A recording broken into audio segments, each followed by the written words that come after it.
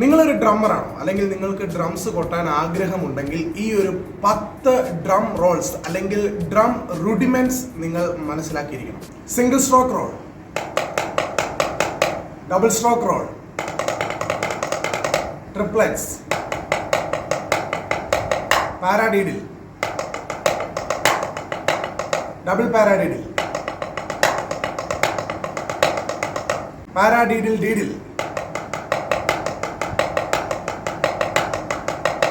ഫ്ലാംസ്, flam സ്റ്റാപ്പ്,